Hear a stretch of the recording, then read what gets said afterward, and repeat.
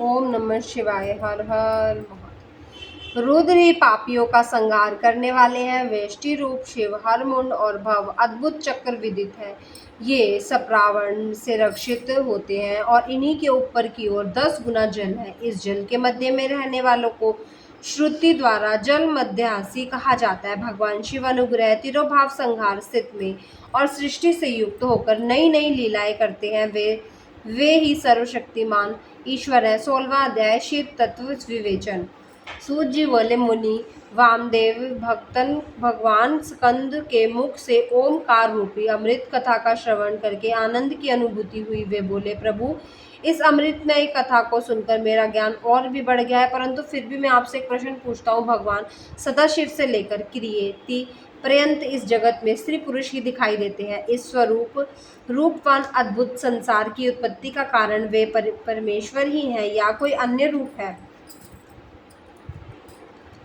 विद्वान और शास्त्रों के अनुसार इसके अनेक प्रकारों का वर्णन करते हैं। कृपया करके मुझे जगत सृष्टा भगवान शिव के भाव का वर्णन कीजिए। मुनि वामदेव के इस प्रकार उपनिषद गर्भित रहस्य को समझकर स्कंद देव बोले, हे महामुनि, जिन परमेश्वर परमपिता शिव तत्व शिव ज्ञान को आप सुनना चाहते हैं वह मैं आपको सुनाता हूँ। यही ज्ञान मेरे पिता देवादिदेव भगवान शिव ने मेरी माता देवी पार्वती को सुनाया था। उस समय मैं छोटा सा बालक था और माँ की गोद में बैठकर दूध पी रहा था। वे बातें तो मुझे आज भी याद है। कर्म सत्ता से लेकर सभी शास्त्रों में लिखा सभी कुछ ज्ञान नायक हैं। आप जैसे ज्ञानी पुरुष ही इतना कुछ जानते हुए भी भगवान के शिव के विषय में और अधिक जानने की जिज्ञासा रखते हैं, परंतु मूर्ख और अज्ञानी पुरुष तो सब कुछ जानते और समझते हुए भी ईश्वर के स्वरूप से इनकार कर देते हैं। परमेश्वर परमात्मा को जानने एवं उन्हें पहचानने में कोई संदेह एवं परेशानी नहीं है। वे स्त्री पुरुष के रूप में विश्व के सामने प्रत्यक्ष दिखाई देते हैं। श्रुतियों ने कहा है कि सच्चिदानंद परम ब्रह्म सिर्फ सत्य है। जो भी असत्य एवं प्रपंचों से निर्वित अथवा दूर होकर सदाचार के मार्ग का अनुसरण करते हैं वे सदात्मा कहलाते हैं। वही प्रकाश से चित्त होकर जगत के कारण बन जाते हैं। वे ही शिव भक्ति भाव को प्राप्त होते हैं। उन्हीं को भगवान शिव और शक्ति संयोग से परम आनंद की प्राप्ति होती है। 17वां अध्याय शिव ही प्रकृति के कारण रूप है। वामदेव जी बोले, भगवान पूर्व में आपने ही प्रकृति के नीचे नीति और ऊपर पुरुष बताया था, फिर आज आप ये क्या कह रहे हैं? प्रभु मेरे संशय दूर करें। तब मुनि वामदेव जी के वचन सुनकर स्कंद जी बोले, हे मुने, अद्वैत सेवावाद में द्वैत सेवावाद का कोई समावेश नहीं होता। यह नश्वर और अविनाशी है। भगवान शिव ही सच्चिदानंद स्वरूप वाले परम ब्रह्म है। इन त्रिलोकीनाथ कल्याणकारी शिव को ही सर्वज्ञ, सबका कर्ता और त्रिवेदों का उत्पादक कहा जाता है। वे सर्वेक्षर शिव ही अपनी माया और इच्छा के अनुरूप संकुचित रूप धारण कर पांचों कला में निपुण पुरुष हो गए हैं। वे ही भोगता हैं जो प्रकृति के सभी गुणों को भोगने वाले हैं। वे ही समिष्टि और चित्त प्रकृति तत्व के स्वामी हैं। प्रकृति के गुण सत्व के उत्पन्न होने वाले हैं। गुणों से बुद्धि और बुद्धि से ही अहंकार की उत्पत्ति होती है। तब उसमें तेज और उससे मन, बुद्धि और इंद्रियों की उत्पत्ति हुई है। मन के रूप को संकल्प विकल्पात्मक कहा गया है। बुद्धि, इंद्रिय, कान, त्वक, चक्षु, जीवा, शब्द, रूप, स्पर्श, रस, गंध प्रवृत्ति को बुद्धि और इंद्रियों में श्रोत का कर्म कहा गया है। वैचारिक अहंकार से कर्मेंद्रियों की उत्पत्ति हुई है, जिन्हें मुनियों ने सूक्ष्म कहा है। फिर तन मात्राएं और शब्द के रूप में जिन्हें आकाश, वायु, अग्नि, जल और पृथ्वी की उत्पत्ति हुई है, ये ही पंच महाभूत कहलाते हैं। शब्द आदि, रूप, रस, गंध उनकी तमन्नाएं कहलाएं। आकाश, वहन, पाचन, वेग आदि पंच महा कहलाएं।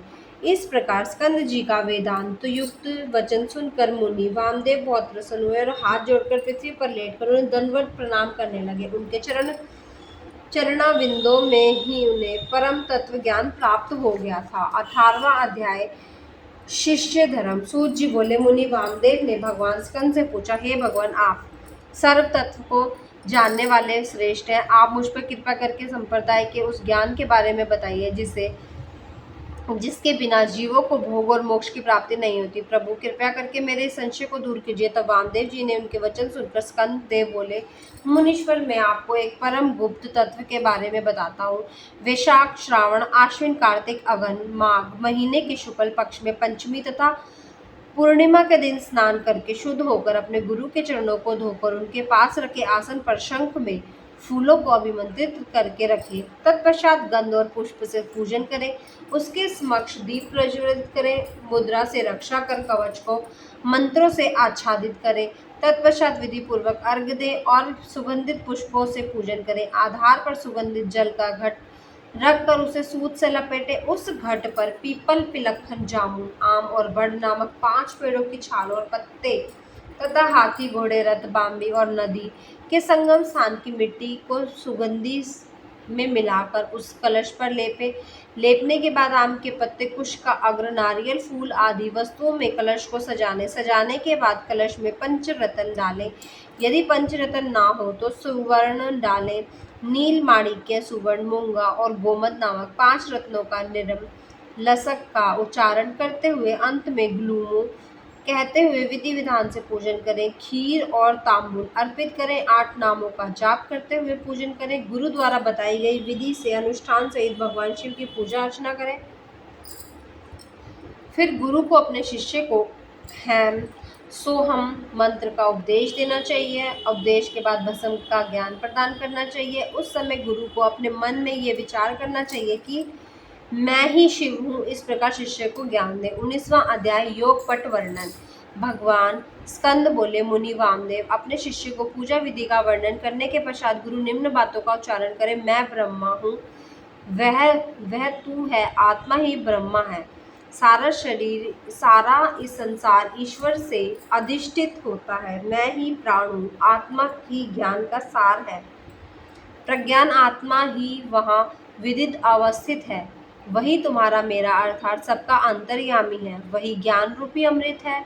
वह एक ही पुरुष में और आदित्य में है। वही परम ब्रह्म है, सबसे परे और सबके ज्ञाता और वेद शास्त्रों का गुरु मैं ही हूँ। इस संसार में सारे आनंद का क्षण मैं ही हूँ। सर्वभूतों के हृदय में व्याप्त रहने वाले मैं ही ईश्वर हूँ।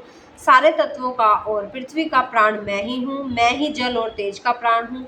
आकाश और वायु का प्राण मैं ही हूँ। मैं ही त्रिगुण का प्राण हूँ। मैं ही अद्वितीय का और सर्वात्मक हूँ। मैं यह सब ब्रह्म रूप है। मैं ही मुक्त स्वरूप हूँ। मैं इसलिए मेरा ध्यान करिए। इस प्रकार भगवान स्कंद ने वामदेव जी से योग पट्ट का वर्णन करा। 20वां अध्याय शोर एवं स्नान विधि।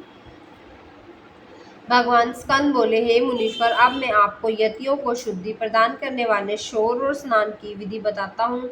जब शिष्य योग पद को प्राप्त हो जाए तब व्रत करने से पूर्व शोर करना चाहिए। गुरु को नमस्कार कर उनकी आज्ञा से शोर कराएं। फिर नाई के कपड़ों को मिट्टी और जल से धुलाएं। फिर शिव का नाम उच्चारण करते हुए हाथ की अनामिका और अंगूठे से अभिमंत्रित करें। आंखें बंद कर मंत्र का उच्चारण करें और दाहिने ओर से शोर कराएं।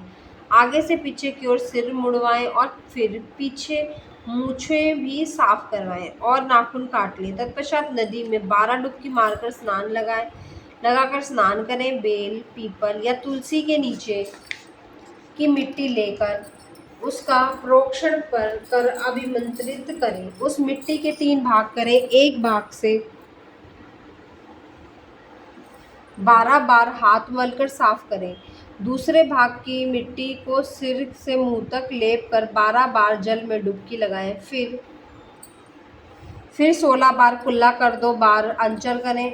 बची हुई मिट्टी का पूरे शरीर पर लेप करें। मन में ओमकार का भक्ति पूर्वक जाप करें। 16 बार प्राणायाम करें। फिर ज्ञान देने वाले गुरु का ध्यान करके 3 बार साक्षात प्रणाम करें। तत्पश्चात तीर्थ स्थान के जल में डुबकी लगाते हुए त्रिलोकीनाथ भगवान शिव की स्मरण करें। वे देवादिदेव महादेव ही संसार को तारने वाले हैं। वे ही सबका कल्याण करते हैं। और इस प्रकार मैंने आपको स्नान की पूर्ण विधि बताई है।